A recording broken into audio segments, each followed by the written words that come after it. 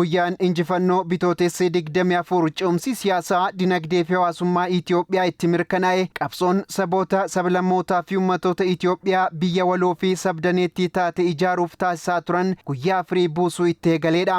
Guyyaa kanatti saboota sablammootaa fi uummattoota Itoophiyaa maraaf waadaa gochatti hiikuuf sirna kakuu kan raawwatan ministeerri muummee Dr. Abiy Ahmed waggoottan darban 8 keessatti Itoophiyaan damee hundaan daandii badhaadhinaa irra akka imaltu taasisaniiru. Bu'uuruma kanaan guyyaa injifannoo bitootessa 24 sababeeffachuun jiraattonni kutaa magaalaa Qaaqii Qaallittii fi Lammii Kuraa hiriira deeggarsaa sagantaa sosochii maas ispoortiitiin guyyicha yaadataniiru. Jiraattonni hiriira kana irratti argamanis guyyaan kun Itoophiyaan dukkana keessaa akka baatuuf bu'uura cimaa kan kaa'edha jedhan. Bitootessa 24 guyyaatti biyyi keenya haaromsa guddaa keessa galte. Guyyaatti rakkinni kanaan dura ture jijjiiramaaf gara muummee ministeeraa keenya ergaangoo qabatee booda rakkoo biyya kanaa guyyaatti furamuudhaaf dhagaan bu'uuraa ta'e jedhee amana.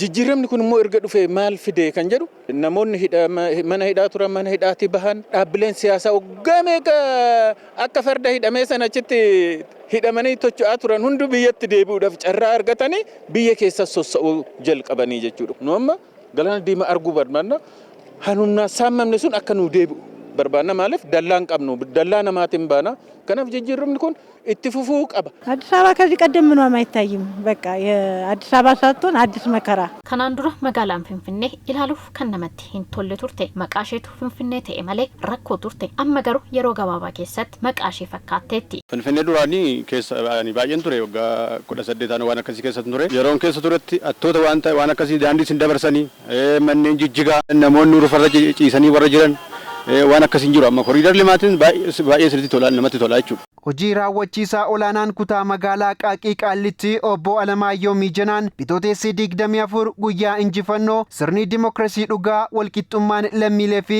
abdiin badhaadhina haaraa itti labsame ta'uu himan. Bitootessa 24 guyyaa muummee ministeera keenya Dr. Abiy gara aangootti dhufanidha.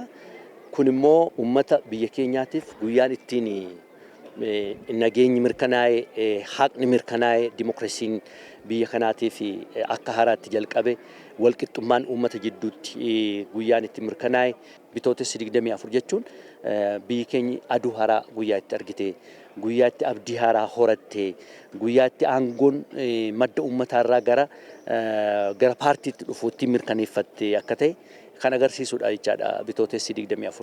Hiriira deeggarsaa bitootessa 24 ilaalchisuun kutaa magaalaa Lammii Kuraatti gaggeeffame irratti kan argaman hojii raawwachiisaa olaanaan kutaa magaalichaa obbo Admaasuu Dachaasaan gama isaaniitiin jijjiiramni magaalaa Finfinnee ifatti mul'atee fi mul'achaa jiru kutaalee magaalattii hundaaf furmaata kan ta'edha jedhan. Magaalli kun jijjiiramni isaa ifatti waan mul'atudha. Kooriidariin magaalaa kana keessatti hojjetame magaalli kun fakkeenyummaan inni biyya kanaaf addunyaadhaaf ta'aa jiru baay'ee guddaadha. Kanaaf bu'uurri jijjiirama kanaa immoo bitootessa 24dha.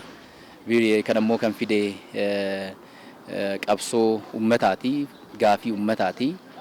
Kutaan magaalaa keenya immoo akka waliigalaatti gaafii uummanni kaasaa ture san keessaa gaafiin tokko kan itti ka'aa ture keessaa inni ijoon gaafiin qotee bultoota magaalaa kana wajjin wal qabatu.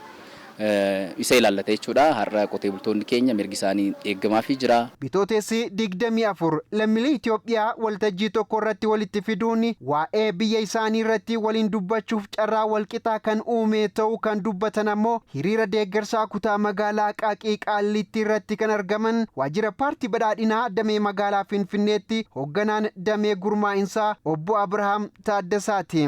በተለይም ኢትዮጵያውያን በአንድ አደባባይ በአንድ መድረክ ተገኝተው ስለ ሀገራቸው ጉዳይ የሚነጋገሩበት እድል የተፈጠረበትና አዳት ቢቶotessa 24 ኢትዮጵያኖኒ ወልተጂ ተቆረጥ ወልት ሩፋኒ ኢማ ቢያሳኒ ረት አካውልን ዱበተኒፍ ጨራ በላ ከኖሜዳ ከነመሌስ ሁንድ ኢጀ ወልቂጣቲን ረትርማቹን ኢትዮጵያኑማን ዱጋ በረይት ፈሙለቴዳ ከናፍ ጉያን ኢትዮጵያኖታፍ ጉያ አዳት የቹኒ ደንዳም